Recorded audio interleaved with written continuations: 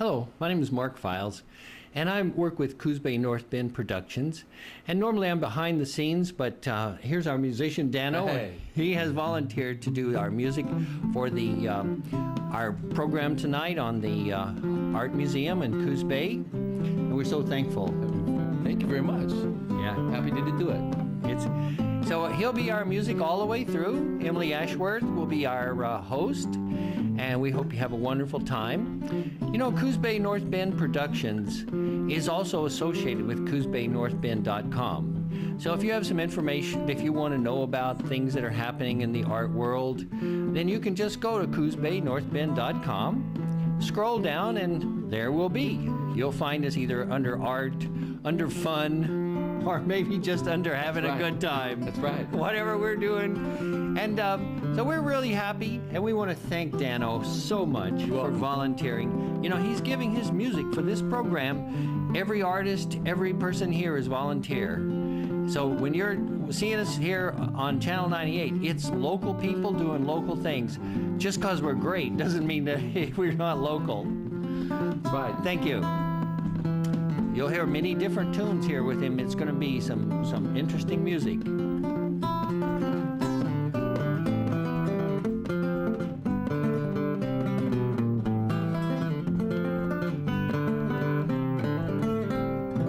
Listen to it, folks. It's nothing but love here. Amen.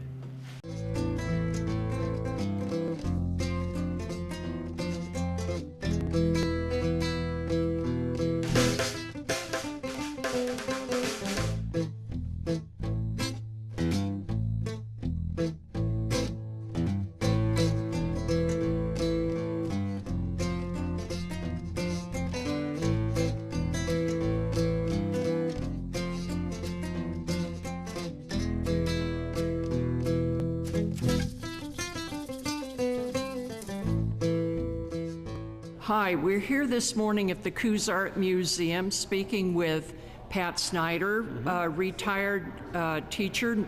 Marshfield. Marshfield High School art teacher for... Started in 1968. And retired... In 1998, so that gives me 30 years here. Right. In Coos Bay, and have taught many generations of young artists. And now I'm going to pay back my time at the Art Museum. And so I've decided to volunteer here so I can continue to meet people and students and parents and keep the arts lively in Coos Bay. And Emily has come here to reintroduce everyone to the museums of Oregon, and this, of course, this being one of them. What is it? One of what? Oh, one of many, many, many. But isn't there only about 6 of them in Oregon? No, and this is only one of 6 art museums here? No, no, no. Oh. To begin with, Coos Art Museum is the 3rd oldest art museum in the state of Oregon. There are all kinds of museums, and there are many, many museums. And as a matter of fact, as I see here on your T-shirt, last year 3.4 million people visited an Oregon museum, one of the many. And the question is, did you visit a museum? And if you didn't, why not? And let's get there, because museums are wonderful places. Right. Turn around a minute. We'll show everybody just how many museums there are in the state of Oregon. We have all of these are Oregon museums. So we have a lot of them. And right here in our area, we have, let's see, I didn't memorize these. On the coast, we have Astoria, we have Brookings, Cannon Beach, Coos Bay, Florence, Garibaldi, Gold Beach, Lincoln City, Myrtle Point, Newport, North Bend, Port Orford, Reedsport, Seaside, Tillamook, Toledo, Walport, and I know we have a museum over in Coquille, and there's one in Bandon. Also, we have, and probably a few that are not on this list. Right. So we have loads and loads and loads of museums. in the state of Oregon, and the Coos Art Museum is the crown jewel of the south coast of Oregon. It is a wonderful museum. It's located in downtown Coos Bay in the Art Deco building that was one time the post office.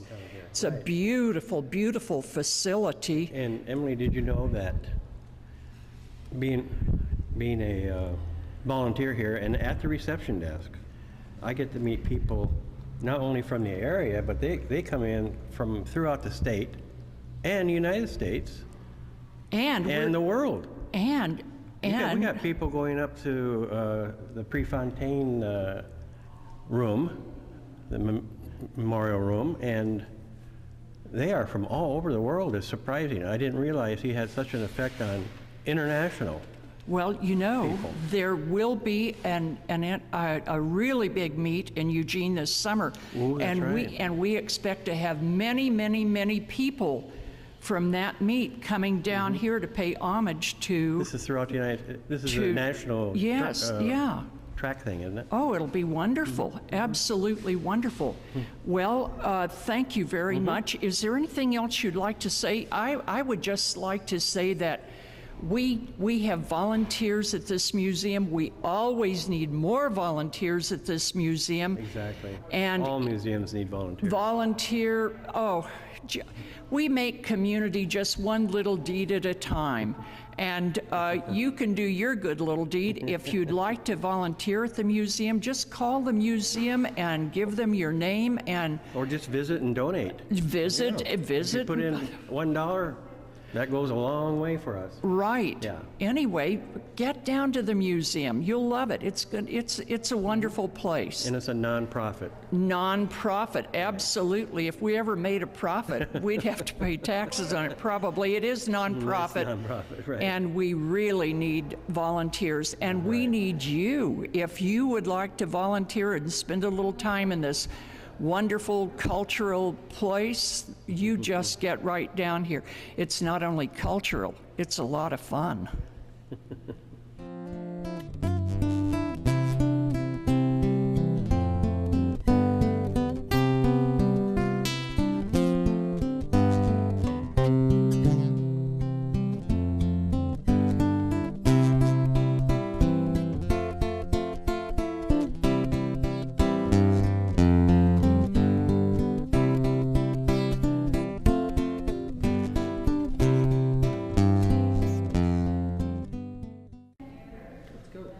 Hi, I'm speaking here with Shirley Gillum, a board member of the Coos Art Museum, and she's going to be our guide today and kind of direct us through the museum.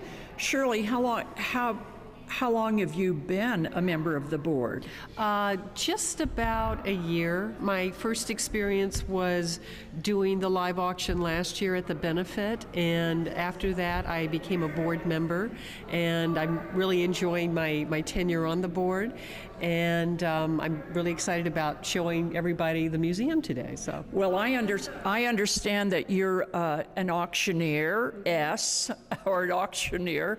Tell us a little bit about that. How'd you become an auctioneer, and what kind of auctioneering do you do? okay. Well, I won't go into the long details, but I primarily do benefit auctions. I am a benefit auctioneer specialist, and I've been doing that about a year and a half, and I started out doing estate auctions, and my friend Emily here actually saw my very first one and said, "You're going to come and do the one for the museum," and that was the beginning of the benefit auction little detour, but I'm enjoying the detour. It's a wonderful thing to be able to work with so many different organizations, primarily the museum, though. So, yeah. Well, we just volunteered you right into a board position, didn't we?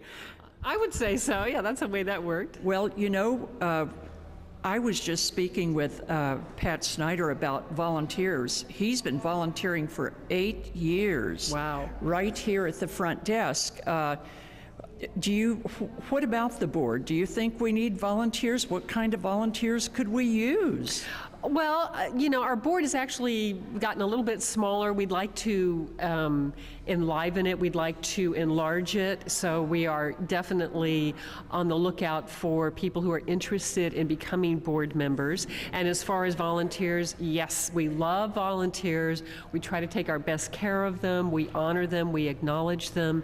And if you're interested, just come on down, because we have a job for you. If you love art and you love to learn about art, this is the place for you to be. Well, one thing that I've learned in my long lifetime here is that a volunteer can do no wrong.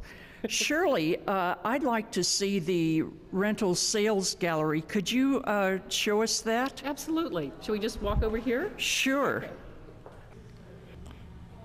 So we are now in the rental sales gallery, and Liv Drehos, the manager of the gallery, is going to be showing us around and talking to us a little bit about what the rental sales gallery is and how you can be involved. Actually, the rental sales gallery offers members rentals. Anyone in the community may buy a piece of art from the rental sales gallery, but membership is required to rent. And we have all different types of art. We have watercolors, we have oils, we have contemporary, marine scenes, landscapes, in all different categories. So there's really something for everyone. And it's really a very good bargain. And I think that if you are interested at all in art, and it's all original art, many of our local artists right here in our community have pieces in here. And we also have artists from up and down the coast and from a little farther away, some of quite international renown, because we have several shows that repeat here, and oftentimes we'll draw our pieces from the people that show actually in the museum. That's great, Liv. So is it just available for individuals, or can businesses rent as well? Businesses can rent, individuals can rent. The only one thing is you need to be a member of the museum. Okay, all right. Well, great. Let's see. Would you like to show some of these paintings? We can just bring the camera right over here so you can describe these paintings. This is a piece by Julie Spence, a local artist for CoosBay, a watercolor. Chris Keelock Williams is the artist on this painting, and it's again a watercolor. She's a person who was local and now lives in Portland. There's another landscape watercolor painting and a more contemporary piece in oil. For instance, this is a more contemporary piece by Earl Hamilton. If you notice, he has quite vivid colors. We also have paintings that have more subtle things, as in this landscape.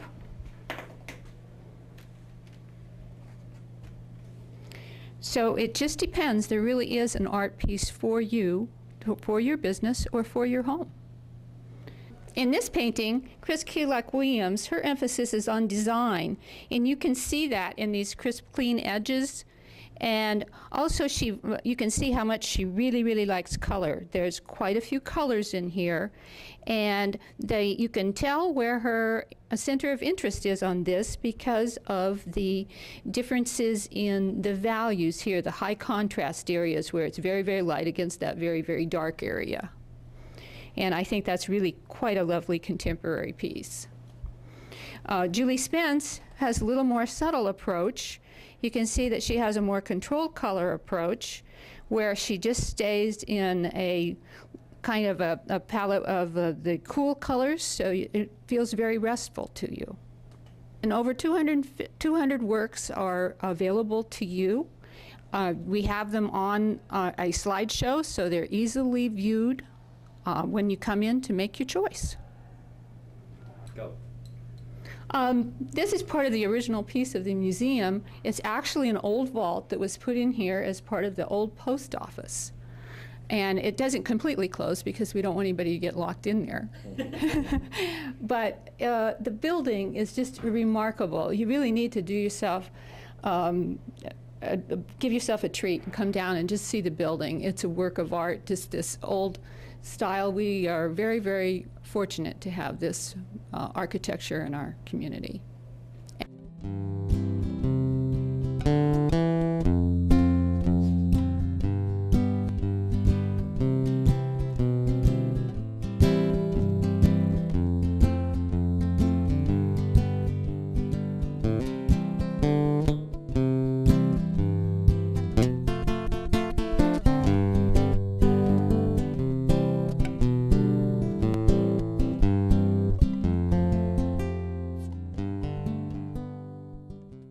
Hi, we're going upstairs now to the atrium to take a look at the Watercolor of Oregon show, and we'll meet you up in the atrium. Hi, we're here with Stephen Brooks in the atrium of the Coos Art Museum, and Stephen, tell us a little bit about this show that you're hanging.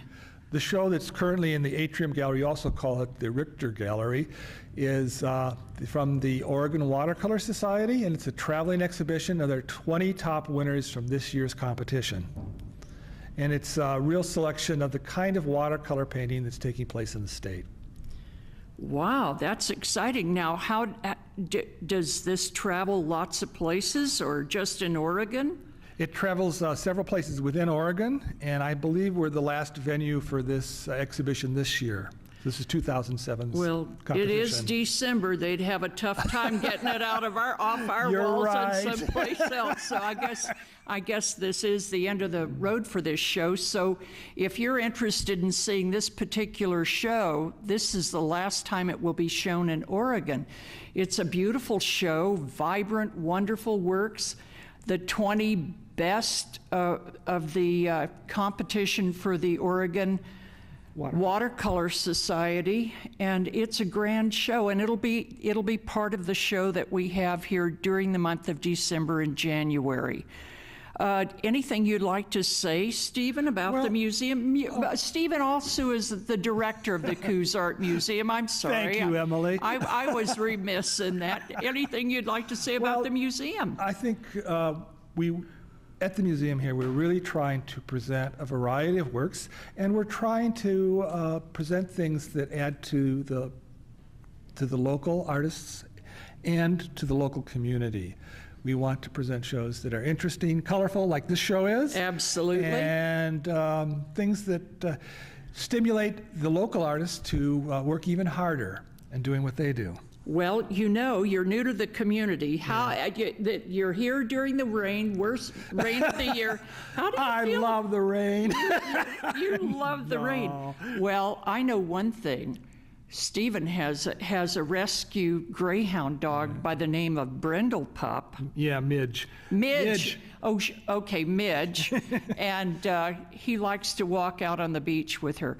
I, too, have a puppy. Yeah. Well, he's not a puppy. He's 4 years old. His name's Buddy.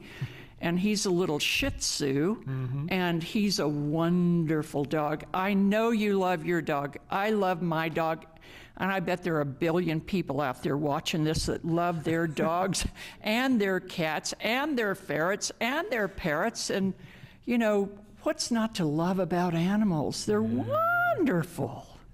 Well, thank you, Stephen. Certainly. I appreciate this. Certainly. I understand you have the Mabel Hansen Gallery under construction. Tell us a little about that project. That is true. We are in for us, what is a major renovation. We've taken two spaces within the old post office building, and we've taken the wall down between them, and we're going to refinish this into a modern, climatically controlled gallery. The climate control is important because it allows this museum to move up a notch so that we can bring in shows that are more valuable, that have restrictions on what sort of places they can be housed. And we'll be able to do things now that we were never able to do in the past. Even more importantly, we'll be able to exhibit some of our own works that need the climate controls that we're going to establish in the Mabel Hansen Gallery. Wow, and what's this costing? It's costing very close to $100,000. Wow. which is a lot for this museum, but it's an important step for us to really upgrade what we're doing. Well, and we are working with a lot of grant monies that MJ Kariva brought to this project. We're also gathering more monies for this project, and it's a major project for us. It is for us, yes. Well, thank you. Let's take a look. Maybe Shirley would show us the way. We're just going to take a brief tour and see some of the works that come with the Oregon Watercolor Society traveling exhibition. And I thought this was actually a very good place to start because of the imagery. Some people may not know that one of the biggest exhibitions ever hosted at the Coos Art Museum was the Harley-Davidson Design Exhibition, which was several years ago and brought a very large group of people into the Coos Art Museum. We can continue along the wall. And one thing about watercolors is watercolor paintings allow you to achieve really vivid colors because the light actually goes through the pigment, hits the paper behind, and then comes back out. And it gives the transparent watercolors this quality of light that only transparent watercolors can achieve. And you can see that not only in the motorcycles, but in these paintings as well, how vivid that orange is. Is an orange that you cannot achieve with an oil paint just because of the nature of the media. And the watercolor allows you to do that. Typical also of watercolors, the white is the plain paper behind just showing through, and that's how you work with white in watercolor normally. We'll go by here. The thing about this exhibition is you can see a variety of ways that watercolor can be used, from quite realistic works to something that's really very abstract. I mean, you can recognize what this is, but the artist is working primarily with the geometric forms, with the silhouettes of all this geometricity to create her effect, his effect. And again, the vivid colors, the bright lime greens contrasted with the orange. This is one of the things that watercolors allows you to do. Let's move on down the wall a little bit further.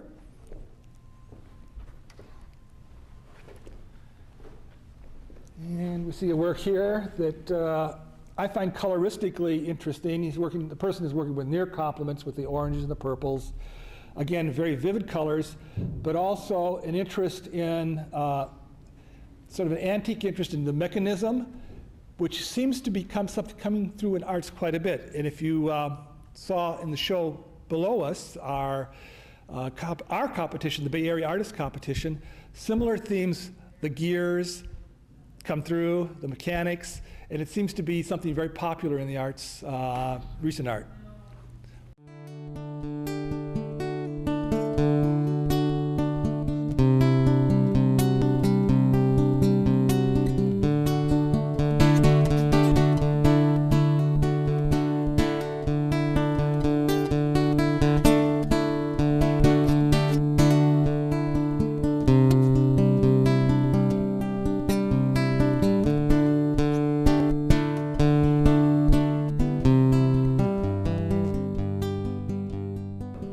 We're now entering the area for the Mabel Hansen renovation.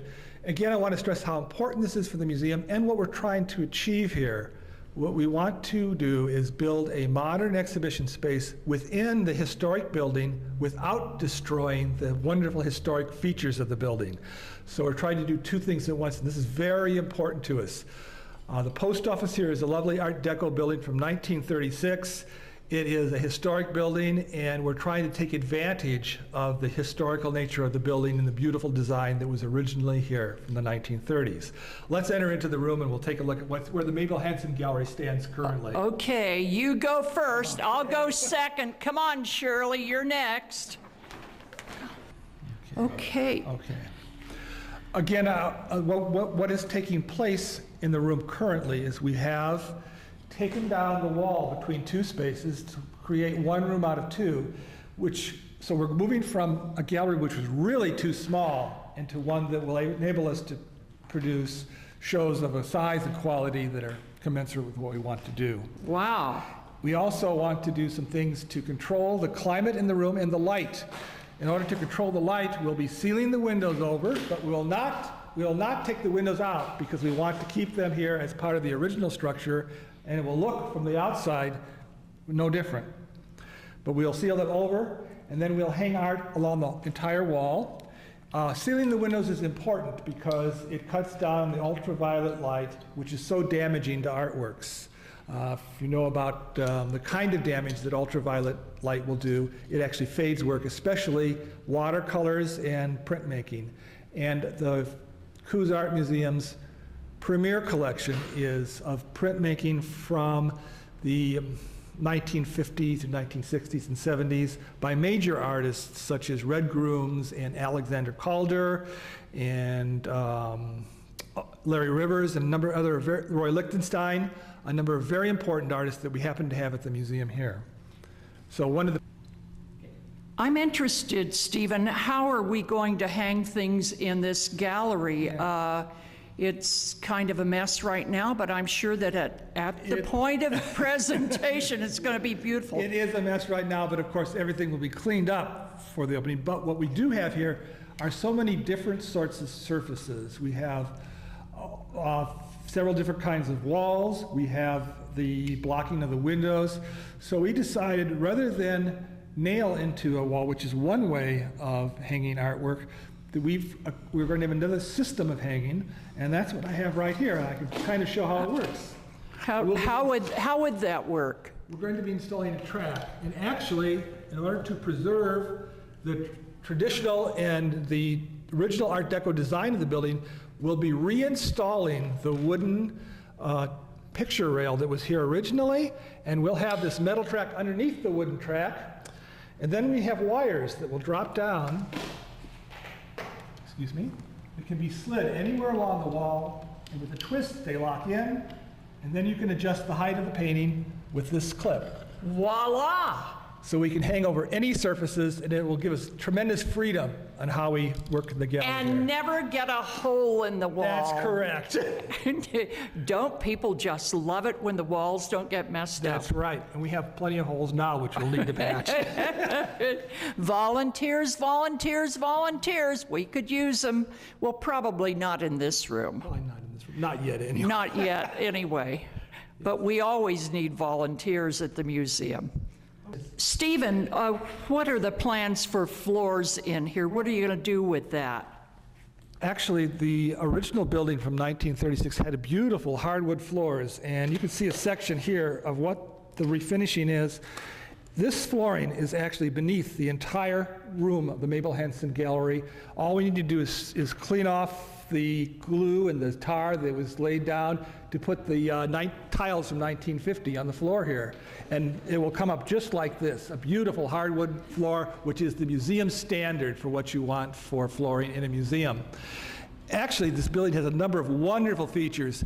There is wooden mop boards throughout each room. It has a wooden chair rail, wooden picture rail, the kind of detailing that you could not get today if you wanted it. You couldn't afford to do it. Also, lovely things, terrazzo flooring, marble mop board out in the corridor. Just unbelievably beautiful things. Italian marble, veined floorboards. What?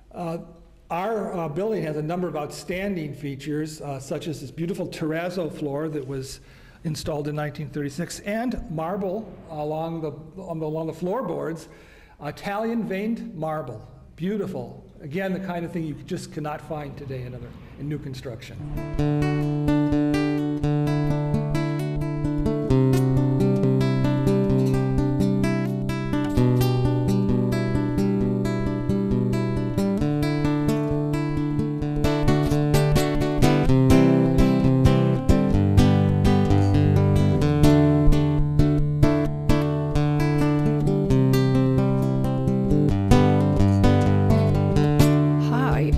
With Dell Smith, the director of the Permanent Collection. And Dell, tell us a little bit about this room, about the Permanent Collection, about the mission of the Permanent Collection. What do you do here? This is where the art is kept. It is a room that has air conditioning and humidity control and heat. It must stay at a rather level degree. You don't want a lot of fluctuation in the temperature or the humidity surrounding art.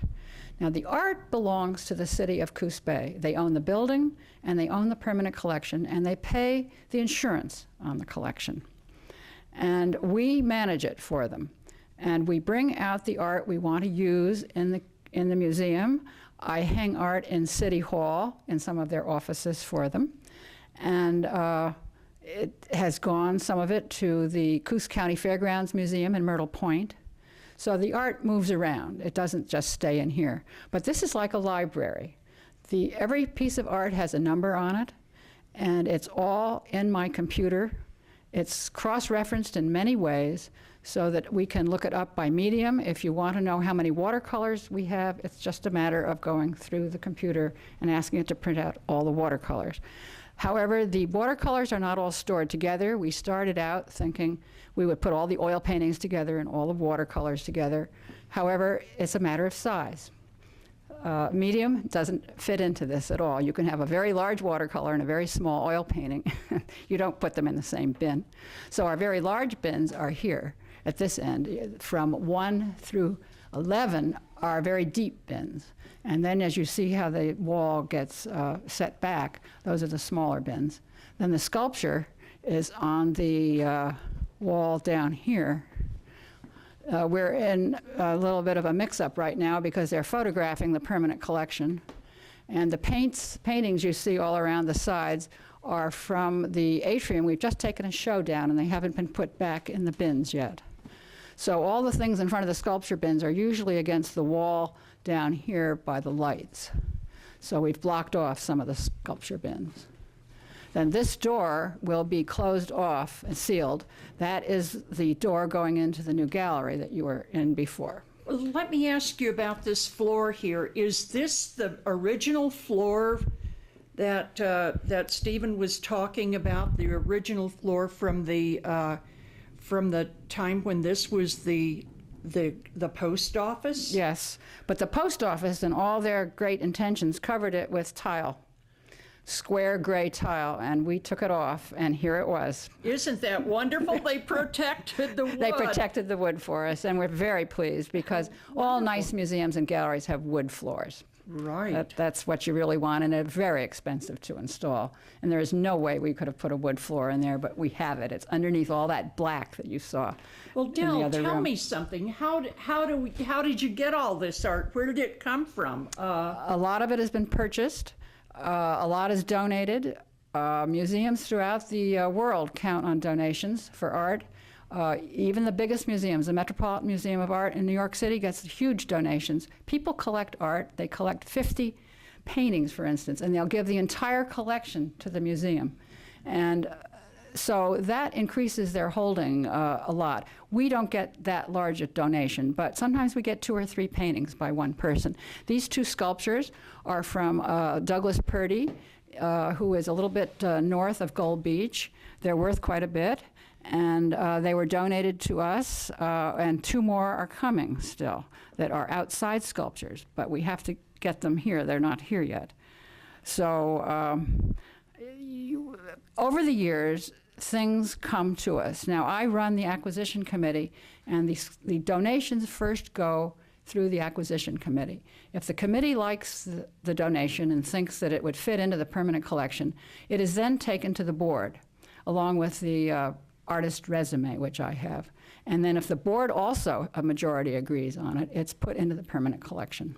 Well, can local people donate art if Local they have? people do. I see. Yeah, right. So are we always looking for more art for this collection? We are, but we're looking for the right kind of art to fit into the collection that is already here. We have about 500 pieces. Now, that's not huge in terms of many museums, but for a small town like this, that's a pretty good size.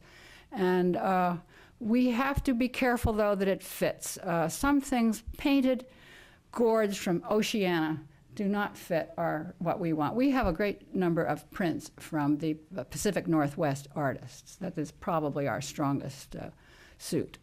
And so the acquisition committee really screens the art before it's put into the museum. And it's a good system. The acquisition committee is one group of people, and the board is a different group of people. So 2 different types of people look at the art before it's put into the collection.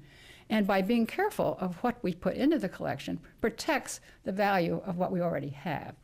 I see. Del, tell me, does this art ever travel to other museums? Not yet, it hasn't. It's a matter of insurance. It's a matter of shipping. We don't have much money. These flat file storage bins over here are pieces of art that are not in frames, And our big desire is to get everything framed. We have things that are framed in acid materials that is not good. It makes the painting deteriorate over the years, or the print. And we have about 50 things that still need to be reframed. Let me ask you, at one point I thought the museum had some sort of a adopt a painting program. Adopt an artwork. We do. How does that work? We now have 104 paintings that have been adopted over about a 6-year period. And I devised this program. We offered the opportunity to people to adopt something, which means pay to have it framed properly in archival materials, and then their name will be associated with the painting. And when it goes on the wall, it will be also there. Now, I can show you a painting. Oh, Got the turn. we'd love to see that. All right, here's one. This is by Will Barnett.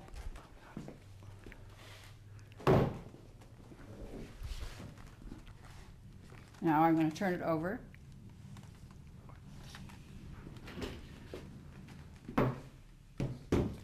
Here are the numbers. This is the registration number of the painting in 2 places on it. Here's the artist's name, the title, the medium, and the bin it goes in.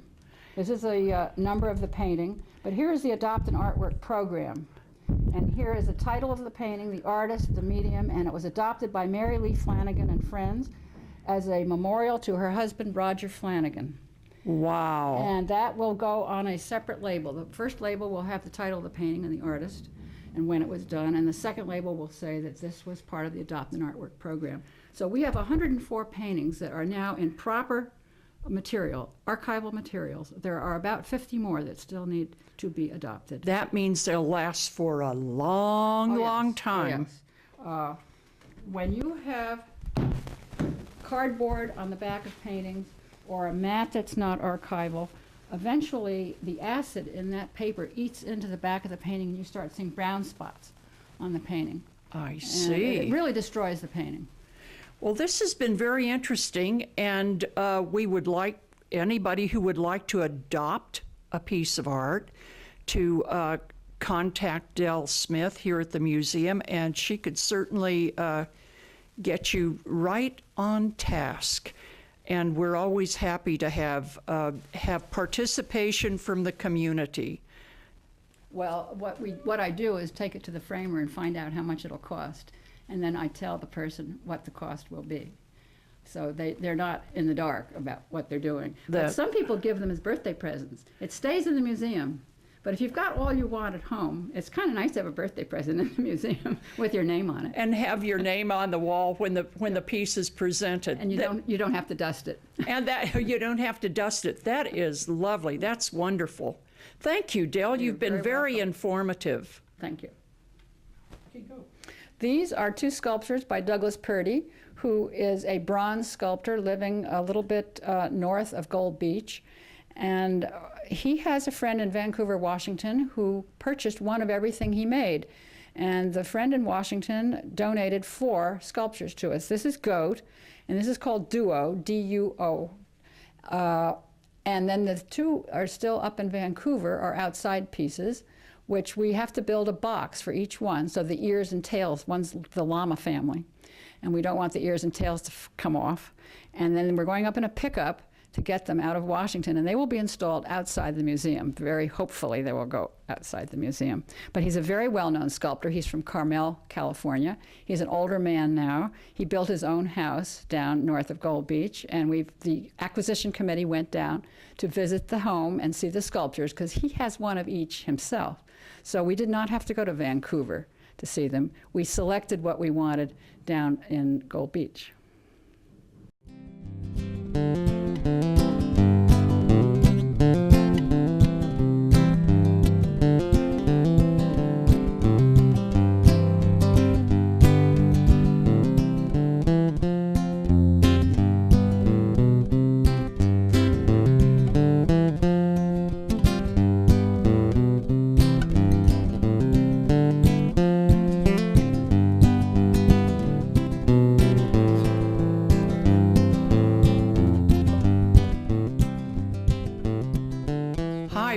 with Mike Holm. He's the preparator for the Coos Art Museum. What is a preparator and what does a preparator prepare? Well, the preparator is a person that hangs shows. So my responsibility at this museum is I do all the maintenance work, and I take shows down and I prepare the walls and I build structures for shows. And this particular thing that we're doing right now is going to be a sandbox, which is going to be ready in about 10 minutes, so we could see it being developed. We're right in the process of hanging a show right now, so if you hear some noises in the background, that's what's going on. Thank you. Ava Ritchie. Ava Ritchie is one of the 3 producers of this show. And Ava, tell us about this show. What is the title of this show and what's it all about? This is the 2007 Bay Area Artists Association Regional Juried Exhibition. It's held every 2 years, the second year, here at the Coos Art Museum. And it gives artists from our area a chance to show their art in connection with the very local artists. We, 2 years ago, did 7 counties in this area, and this year we have expanded it to 18 counties to get a better feel for what more of the state is doing. Wow, that's wonderful. And how many pieces are you exhibiting? We had 351 entries, and it's been juried down to 85 pieces. Wow, beautiful pieces, I might say. This looks like it's going to be a really good show. We're in the middle of putting it up.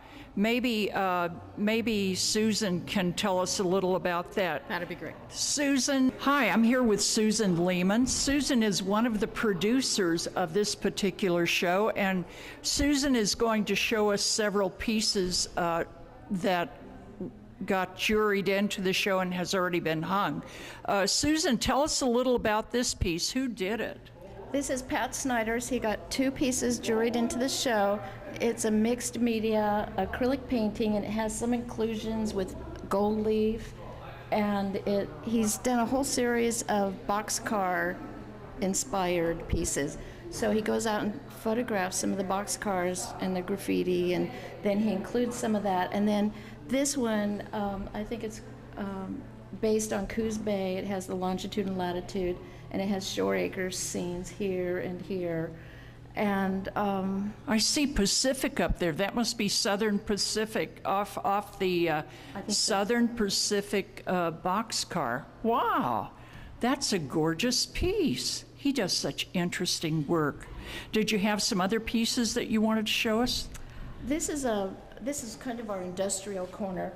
We'll have a site-specific sculpture here, and then this is a digital photograph that's been printed on canvas. This year we opened the show up to photography.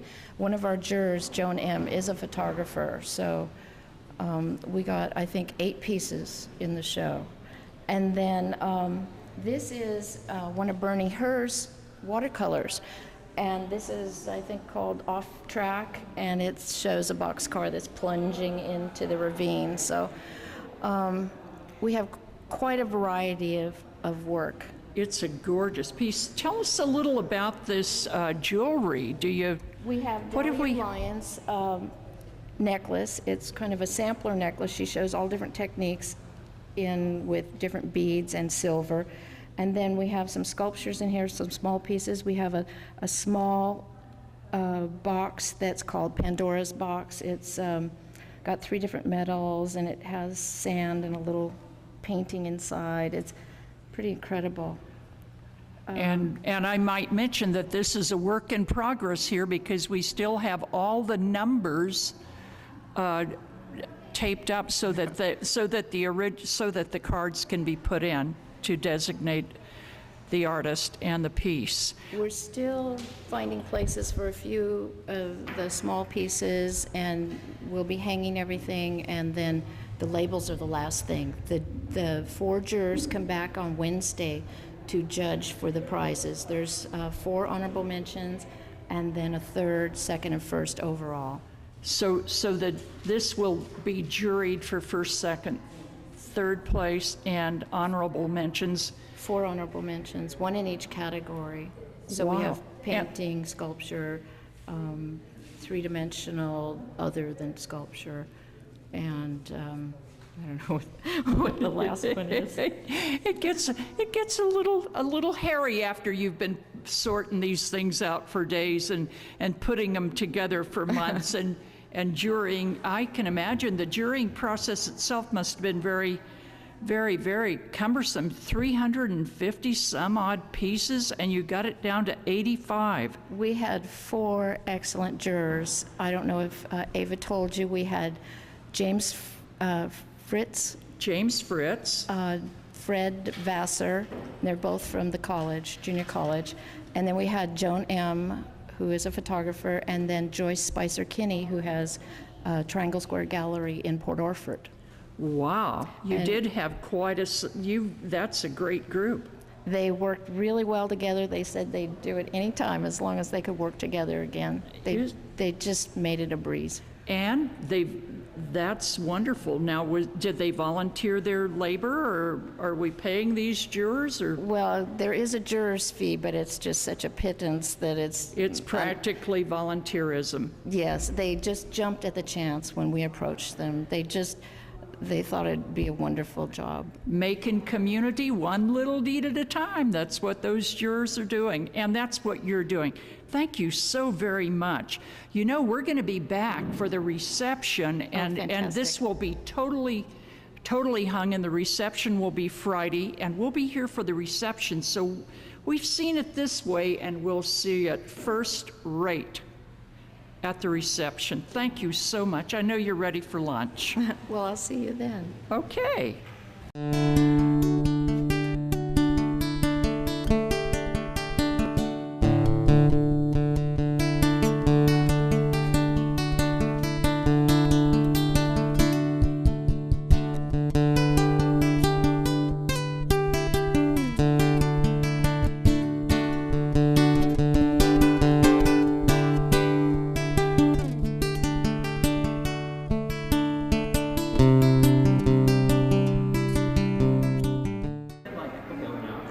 Hi, I'm here with David Castleberry, a local artist.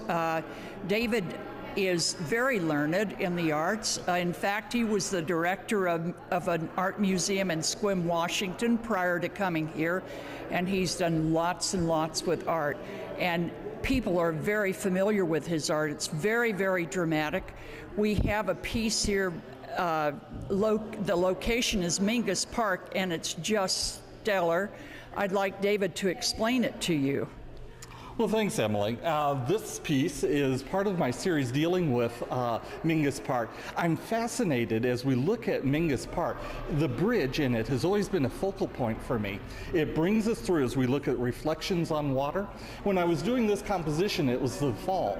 I was thinking of those rich colors, those trees around the park, Emily. Yeah. And as they look back, the reflections, and also how abstractly the shadows fall. They begin to lead us through the composition, keep bringing us back into this area. These forms keep bringing us in. The sharpness corresponds to the softness of the swirls into the composition. And I really got into those swirls when I was in Europe and I saw the Impressionist paintings. I didn't like the little lines that they were using because visually they stopped the flow through the composition. So when I got back from Europe, I started experimenting and I came up with a swirl as a way to mix color, be able to lead the eye through the composition and yet slowly, so that you wouldn't see it as quickly as you would in a major Impressionist or a style. And so as I've worked with this style for a number of years, I have come back to this image. It is to me a very powerful image. The Japanese bridge in an American setting, it seems to me to be an exciting part about that sort of synergy that happens when cultures collide, when the imagery comes together, and we sort of become totality of human beings. Absolutely, David. And I just love this. I love it, love it, love it. And you know, the spiral has so much energy in it. So that's, to me, very exciting. Very exciting piece, David. Thank you. And I think we'll just move along. Okay, let's. David, this is a beautiful piece by one of my favorite local artists, Nan Forsberg. Hammonds. And it's so colorful. It's collage, and she's known for that. Her color is incredible. She uses a lot of gold.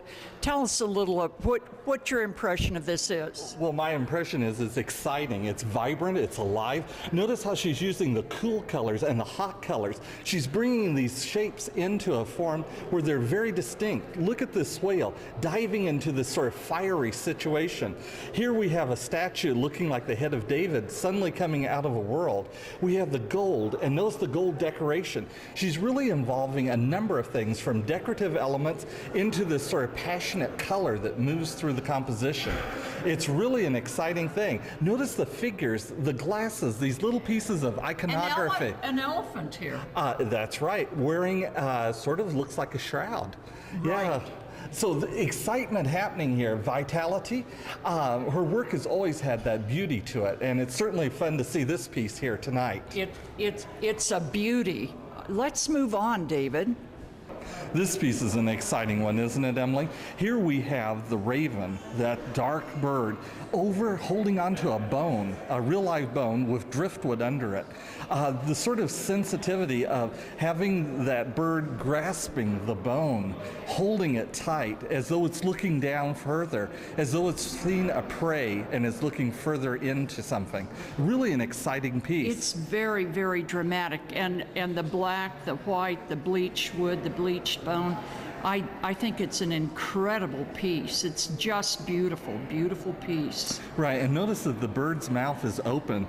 That idea, you're not sure if it's going to peck, you're not sure if it's going to speak, you're not sure what it's going to do. And the title of this is Nevermore. Oh, yes, and certainly Edgar Allan Poe. Absolutely. It's a beautiful piece, beautiful.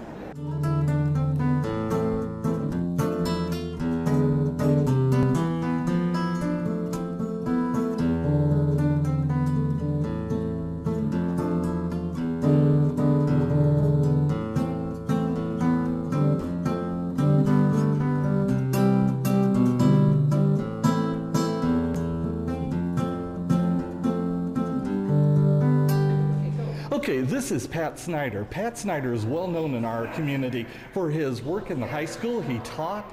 He is doing some really exciting things. If you notice this piece, Pacifica, just look at what he's done here. He's brought Mingus Park into this composition. He has the rocks out at Shore Acres. He is really giving us that rusty feel of a barge, of the side of a ship, and then bringing us together with the words, the images themselves.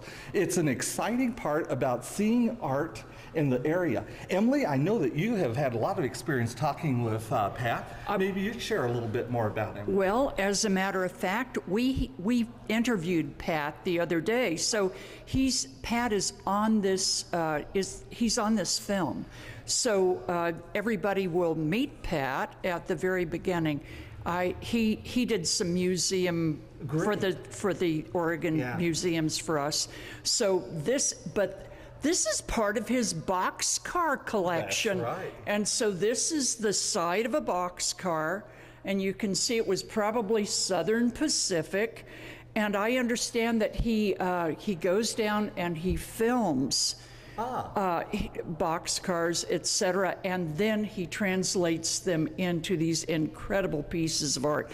Very, very, very fine artist, and just incredible work. That's right, and certainly made such an impact in our community through education. Oh, he taught for 30 years. Yes, he did, and he's volunteered here at the museum for the last 8 years, if you can believe that. What an incredible community builder. Right, and an investment into our community. Absolutely. Well, right now we're by one of those exciting artists which has not only had an impact with their own art in our community, but has done so much in working with like Bandon and that area, developing the arts. Emily, you know Victoria very well. Why don't you tell us a little bit? I do. Victoria Tierney is an incredible artist, and the thing that I love about her work is just simply the gradations, the sensitivity. She lives in Bandon. She does all the curating for the Bandon Hospital show, and she is just the real stimulus for art in Bandon, Oregon. Why don't you're learned about art. Explain this painting to us and show us the finer parts of it. Well, actually, this painting is really exciting. It's called Within One. And if you notice how she has taken us, she has brought us to the center part of the painting. She's actually boxed us in on both sides, put this high energy border around.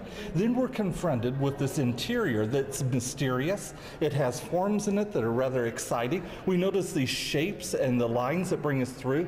And yet notice how she holds us within this by bringing us down into dark color so that it keeps us into this central field.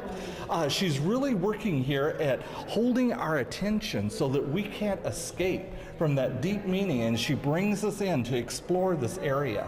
You know, as we look at the shapes on paintings like this, we find ourselves trying to read in our own sort of stories. And that's part of what she's doing, is having us look within ourselves to translate what's going on in us with the painting. Interesting visual images, isn't it? Very interesting and very exciting. Victoria may be here this evening, and I hope she will be. If she is, we will let her take a look at her own painting. That sounds great. great. David, thank you. Let's move on.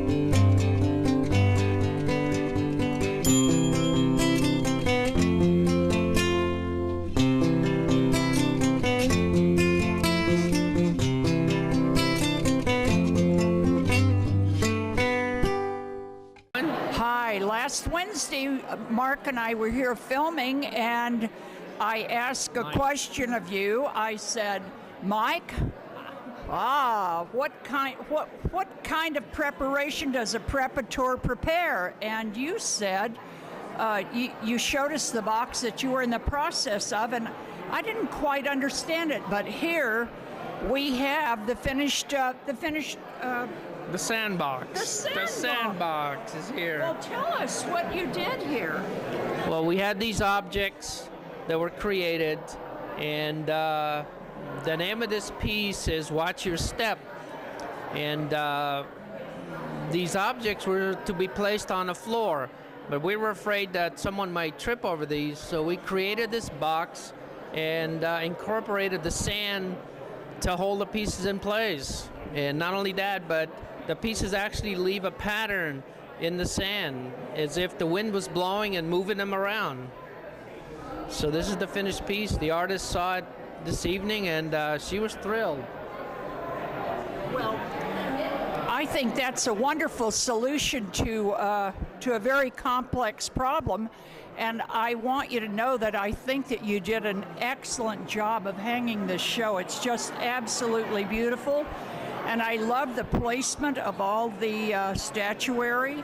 It's just a really beautiful, beautiful thing. And you are quite a preparator. Thank you very much. And it was a pleasure. Coos Art Museum is very fortunate to have you, Mike. Not only is Mike a preparator, he's a wonderful artist besides. Thank you. Thank you very much. Thank you.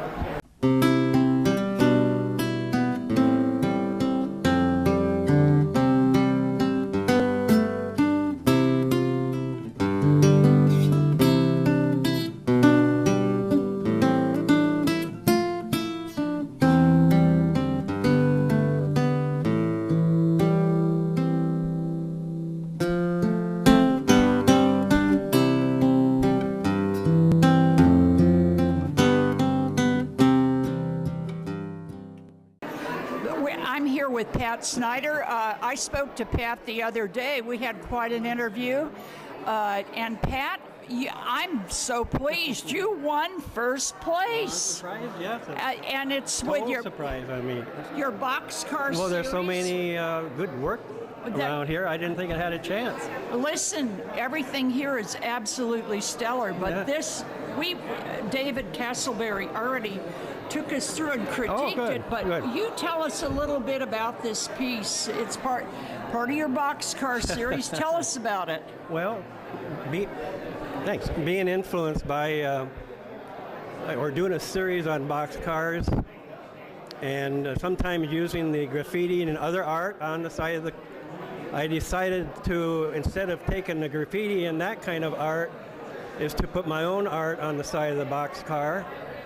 And I also wanted to keep the meaning of it more local, and also develop some new ways for me to paint, which I did a lot of layering of colors, what they call glazing, and that way you can get the richness. The richness in the colors is when you get layers and layers of different colors. And I saw, so I put in main features of the area, shore acres, then along shore acres there, the ocean. I also wanted to get the latitude and longitude of Coos Bay in here, so that's these numbers. And also just chalk in, like they do on the side of boxcars, different names of towns and such. I also made a journey down to the, is that Front Street or First Street, or the? Front Street. Yeah. Machine places that work on the insides of tugboats and such. And then I noticed this huge gear in there, and I thought I'd incorporate that as part of the design, and I think it worked quite well.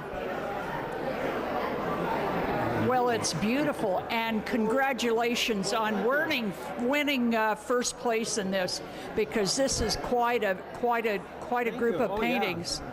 We always knew you were top notch, and this is beautiful. Thank you. Thank you.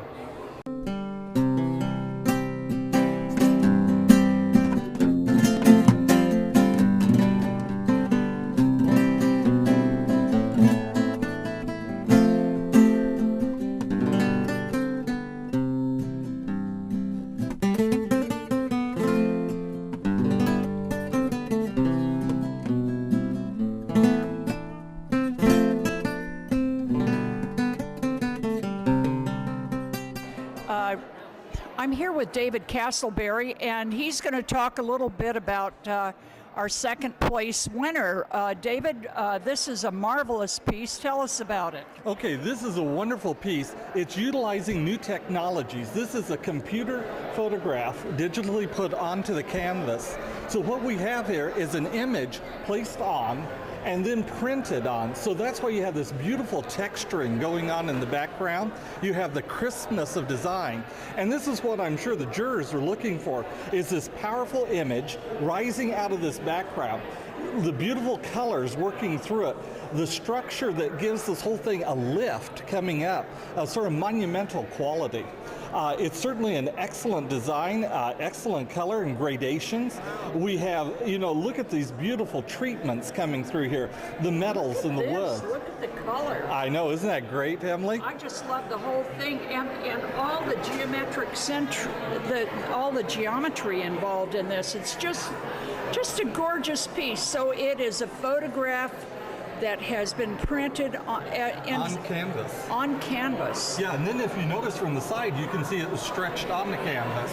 Oh, okay. Well, thank you. And who was the artist? This is John Gavin. He is from Myrtle Creek, and this is called Chip Men.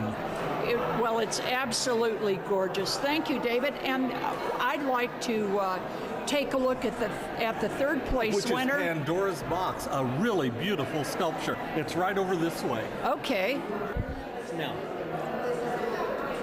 in this case, we have several very interesting elements. We have a small sculpture, a very delicate little pin with lichens. We have a gorgeous necklace by Delia Lyons, and then we have Pandora's Box. This is by Carol Salisbury, and she won the third place award for the show. It's a wonderful example of fabrication using silver and other metals together, giving a sense of excitement. As we all know the story, Pandora's Box deals with elements that came out, but one thing that remained, and that was hope. And so as she looks at this piece, we see the compartmentalization going on. We see the beautiful sort of teardrop shapes that are repeated on the lid.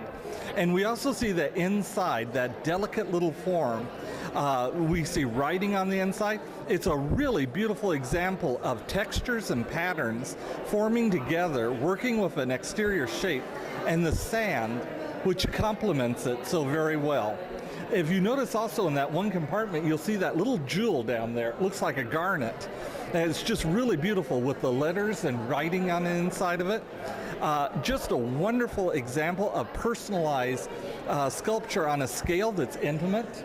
We as a viewer are taken into this delicate world where we see beauty and yet with the strength of the metals. A really exciting time. Thank you, David.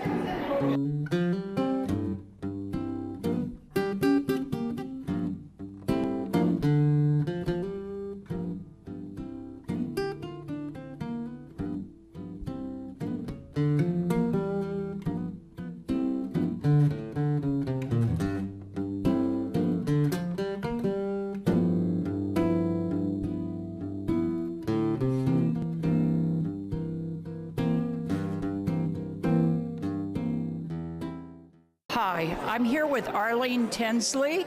She is one of the producers of this show, and I interviewed the other two producers on Wednesday as they were placing things in place. But Arlene, I wanted to save you for tonight. I want to know how you feel about the overall total production.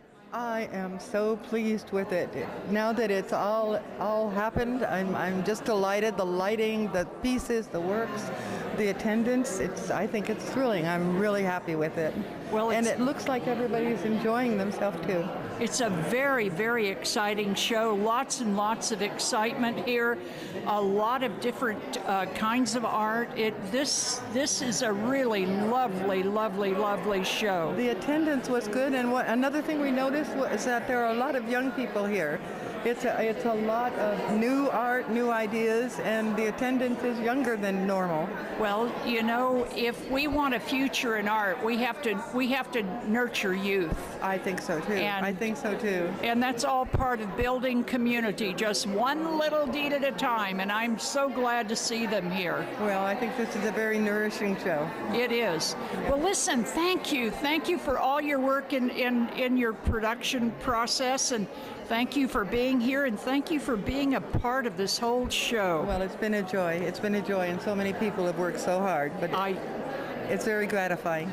I'm really pleased at the entire show, and a lot of work went into this, and Bay Area artists should be incredibly proud. And I know, speaking for the Coos Art Museum Board, we are so very proud of this show. The art community is a very warm community, and yes, I hope they are proud. Yes, yes, yes. Well, you have a nice evening. Thank you.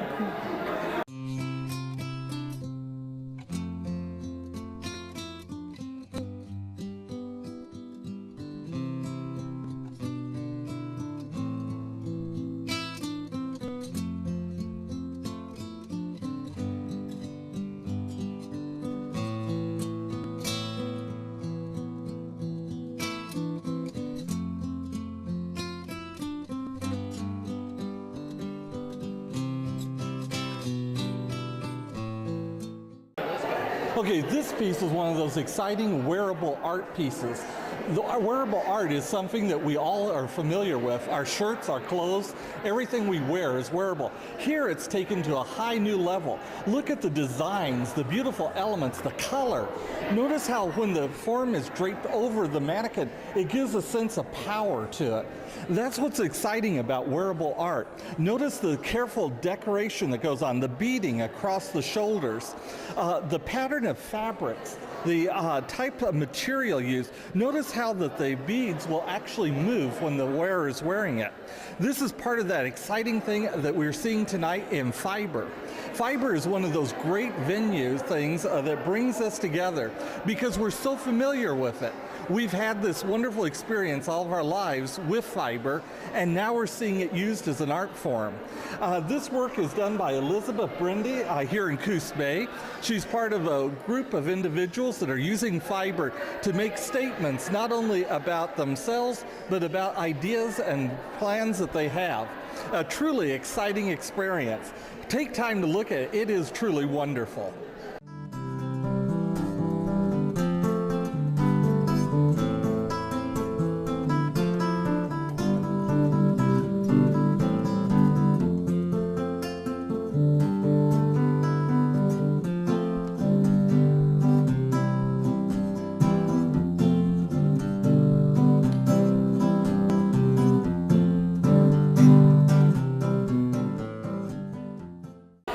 Hi, I'm here with Brad Cohn, teacher at Marshfield High School. Also brigade commander in Afghanistan. He's just back. And he's a friend of Mike Holmes. Mike Holmes did the sandbox for us, and Mike Holmes has a beautiful painting up here, and Brad's going to talk to us about it. Got anything to say for the troops, Brad? God bless you and hurry home. And we think about you as of the American public. We love you. Hurry home. God bless America, and God bless our men and women in uniform. Oh, well, tell us a little bit about your friend here. This is Mike Holm. Well, first I want to say Mike does a lot of things artistically. He's a very talented guy. Photographs, he does metal, wood, and he's always experimenting. He's putting things together. He's just a very eclectic, artistic guy. And he does great stuff. Our kind of guy. Our kind of guy. And this is a beautiful piece. It looks to me like he's done some fish prints over his Lady Sherloon. I can't read it. I don't have my glasses. It's Lady Sherloon, and actually Mike told me this is a boat that he took a picture of in Coos Bay, somewhere, probably down near Charleston, and then he superimposed these red cod in space above it. So I'm not sure what the symbology is there, but it's beautiful, and I really like it. It's a gorgeous piece. Listen, thank you for your service to your country. Thank you for your service in the classroom. And Brad and I have been friends for many years. We taught together. We taught together. My first year was your last year. That's right, at Millicoma. Millicoma. Well, it's been 20 years. A long time. Long time. Well, and I'm getting ready to retire. Oh, if you live long enough, everybody gets to jump in the canoe and just paddle like mad. Well, listen, this is a wonderful way to finish up tonight, and it's so good that you're home. Thank you. I thought about you lots of times when you were gone, and I'm just so glad you're in one piece and you can smile. Yeah, me too. And life is very, very good. Good. Well, thank you, Emily. Thank Take you. care.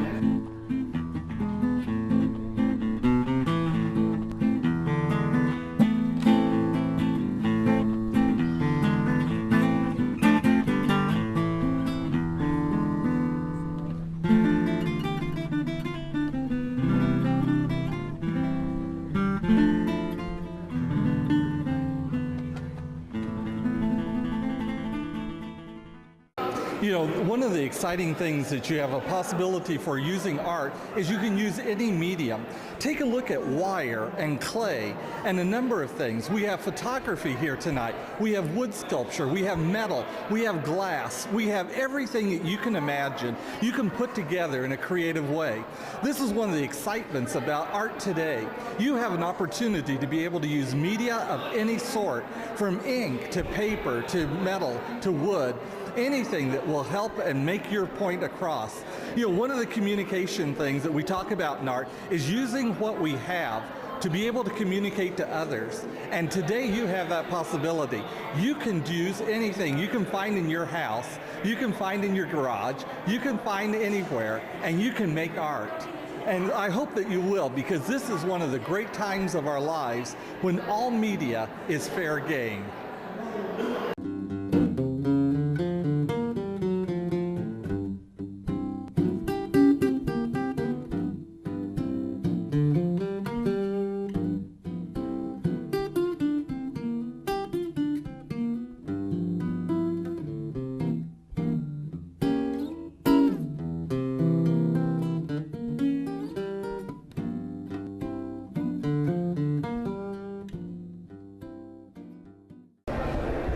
Hi, I'm here with Judith Hansen at the Coos Art Museum reception for the Bay Area Artist Regional Juried Show. Judith is the president of SWAC, which is no Southwestern, which is no surprise to anybody here, I'm sure. Judith, what do you think of this show? The array of work, two-dimensional, three-dimensional, really exceeds any show that I've seen here at the Coos Art Museum since I've arrived on the South Coast. Wow, that's saying a great deal. That's wonderful. We don't always have the different types of three-dimensional paper, metal, bronze, as well as just as I'm looking for photography, photographer, fiber, and the three-dimensional fiber, the multimedia, as well as watercolor and acrylic, as well as oil. It's really an amazing array. I think it's wonderful. Yes. So, have you anything to tell us about SWOC since you're here? Give us a quickie. I can give you a little update on Southwestern.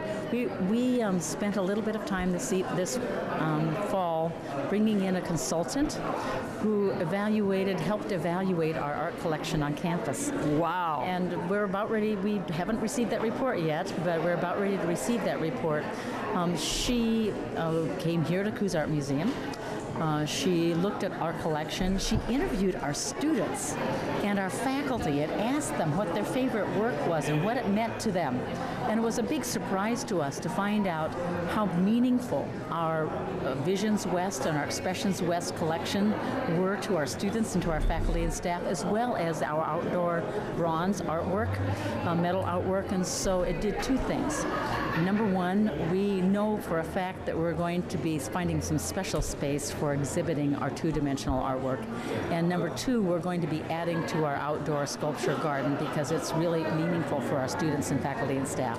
How exciting. It's making community, and it's making community one little deed at a time. I'm so excited. That's not the only kind of outreach that you've had to the public. Well, it certainly isn't. You've been doing lots and lots of sounding and hearing and listening and gathering facts. This is part of our new master planning process, and as you know, we are very, very fortunate here on the south coast of Oregon to provide the kind of environment that creates the creativity and the expression that our artists provide here for our citizens as well as for other people outside of the south coast. So Southwestern Oregon Community College, as part of our community, needs to be a part of that expression and making sure that our artists are valued. Well, I would like to say for the board of the Coos Art Museum, we certainly appreciate your support and your partnership with the museum in Expressions West. Thank you. It means a great deal to the museum, and it means a great deal to the community and to the artist community here. Sure that Southwestern Oregon Community College values our association with not only the area artists, but also with the Coos Art Museum. Thank you very much. Thank you for being here. Thank you, family. Bye.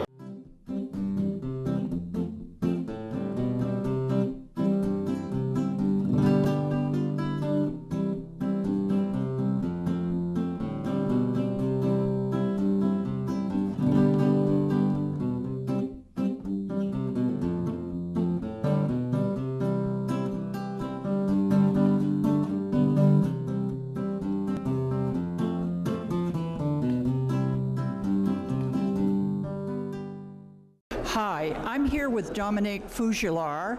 She's from France and currently living in Port Orford. She is a ceramicist, and she has a piece here that she'd like to tell us about. First, tell us, Dominique, how did you end up in Port Orford? I'm married, and I come in. I always liked America. Look at the camera. So now I'm living in Port Orford. I like Port Orford. And so you like America, that's why you're here. Yeah. And you're living in Port Orford because you like Port Orford. Exactly. Tell us about this piece. So this is a raku. Come close. It's a bottle and a raku fired. So that means that you take the piece out of the kiln at 30 degrees and you put it in sawdust and you make a reduction with a lot of smoke, and that gives the cracks and the color. And when you decide the color is done, you put everything in the fresh water, and it stops the chemical reaction. Wow, It's so a lot of energy. And this raku, this process comes from where? Japan? Japan. It's originally from Japan. It's a wonderful process, beautiful, and the color is incredible. They're and unique from. And you never know what you're going to get. I'm trying to know what I'm, yeah. Well, all I can say is good luck. It's good that you're here. Thank you very much. And a big hug from America for you. And we're happy to have a French woman living in Port thank you very Orford, much. Dominique Bougelaar. Yeah. You're good.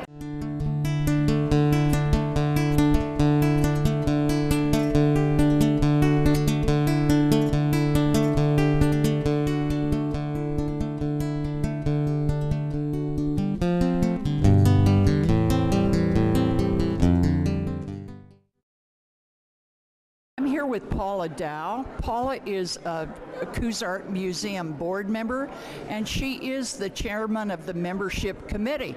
I thought I'd take a minute or two to ask her some questions about membership. Paula, tell us a little bit about the levels of membership and about membership in general. Well, I'd like to take this moment to just ask everyone to become a member of the Coos Art Museum. We have student memberships starting at only $15, and then we co-op with the Bay Area Artists Association that's meeting here tonight, and we have their membership at $20. Individual membership starts at $45 and goes on up to the benefactor. Of course, we would really love it if somebody would like to completely take us for a whole year, so send in those millions. We want to grow. We're lucky to be standing here in front of Avery Ritchie's beautiful Far and Away picture. Imagine a life and a world without any of this beautiful art. If we don't keep the Coos Art Museum open and functioning with members and volunteers, our children won't have this kind of beauty to see later. I would like to just say, here, I second that. And I've always felt that you have to support the things that you appreciate, or they go away. They simply don't exist anymore. And membership is a very important component of the Coos Art Museum. We invite all of you to come and join us and enjoy membership in this fine museum. It's a very special place. It's the third oldest art museum in the state of Oregon. It has an absolutely outstanding collection of permanent collection, and it's a wonderful, wonderful place. We'd love to have you as a member. Just call up and check out membership, or see one of us. We'd love to sign you up. That's 297-3901 for membership in the Coos Art Museum. Oh, she is so on top of things. Wonderful. Paula, thank you, thank you, thank you. Thank you, Emily.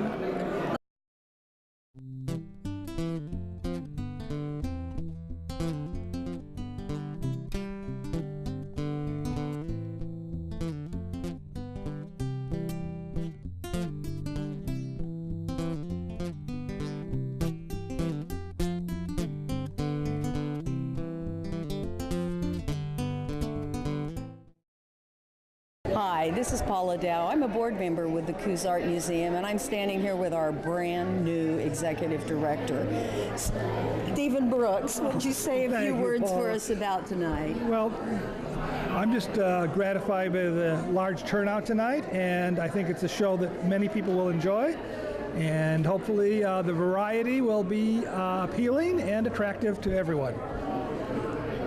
Thank you. Stephen, would you tell us a little bit about yourself? What other museums did you work at before you came here? Well, I've been doing this kind of work since before the dinosaurs walked on the earth. Oh, so, but... God, that was back when I started loving art. Maybe. But I worked, long part of my career was in Seattle at the Fry Art Museum, but I've also worked in North Carolina, and I was an executive director of a museum in Illinois for about 3 years. So see, folks, we've got a great guy here. Help the Coos Art Museum grow and fly, and let's make sure that there's art for our kids in the future. And we encourage you to become museum members and support this wonderful institution. Thank you.